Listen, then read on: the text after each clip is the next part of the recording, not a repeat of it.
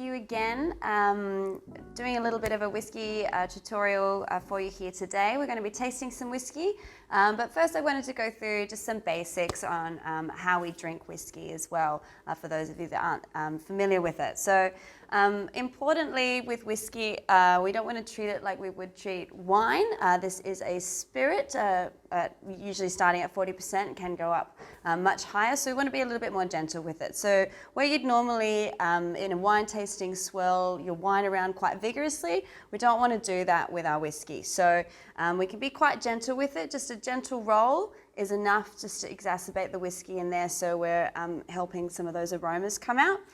There are a few other techniques as well if you can't help yourself but swirl that around the glass with a lot of energy there. You can what we call blow it out. So that's just on top of the glass like that. And basically what that's doing is just getting all of that vapor at the top out of the glass. So when you stick your nose in there, you're going to be able to smell the whiskey instead of getting all that ethanol up in your nose as well. So once we've done that, we're going to smell our whiskey.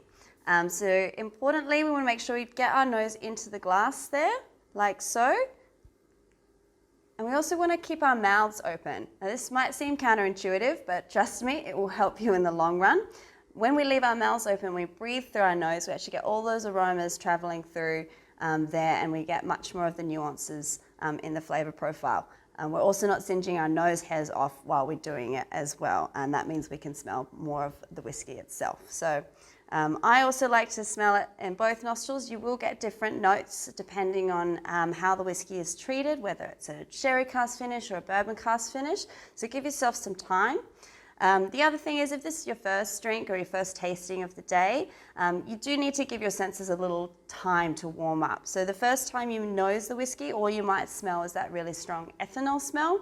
But go back to it, give your nose a rest, go back to it a couple of times, and that way you'll get more of the nuances through there.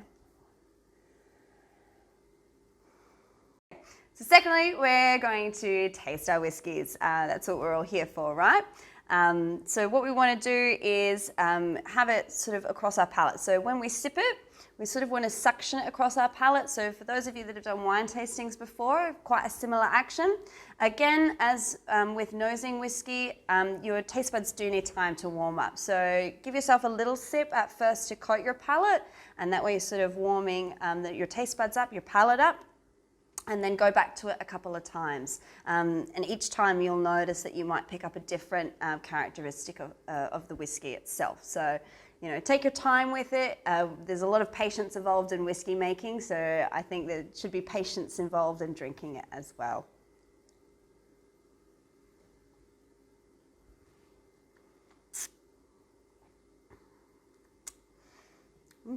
Beautiful stuff.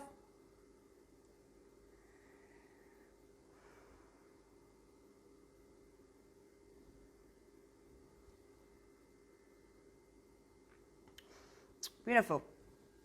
So another thing when we're discussing whiskey is ABV, or alcohol by volume, and how strong the whiskey is. So most whiskeys sit around the 40% ABV mark, which is a nice introductory ABV. It's not too intense. For those of you that don't really like to taste that much of the alcohol and the spirits, sticking to that kind of end will be easier to drink.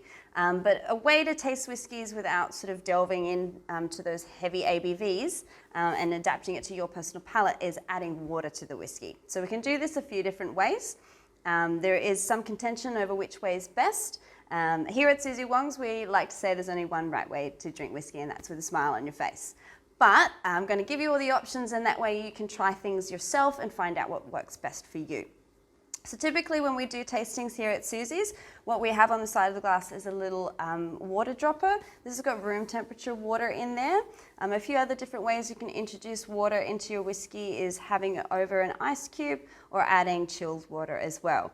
Now the reason we use room temperature water is because we don't want to affect the whiskey with temperature at this point. So the thing, when you're chilling your whiskey, you're actually restricting the molecules in your whiskey from vibrating, and that actually stops a lot of the aromatics from coming out in your whiskey. You can lose up to about 60% of aromatics with either chilling or heating your whiskey. So this way you're getting a little bit more of the true nature of the whiskey, how the distiller intended it. Obviously, if you want to drink it a different way, that is your prerogative, but we're just giving you the base level and then you can adjust as suits your palate. So a couple of drops is really all you need to add to your whiskey, and that will really help open it up.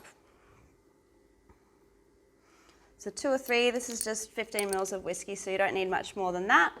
But again, if that's what your palate desires, then feel free to do so. So again, once we've got the water in there, we can go through our whole process again of nosing and tasting the whiskey, and you'll notice different flavor profiles will jump out at you.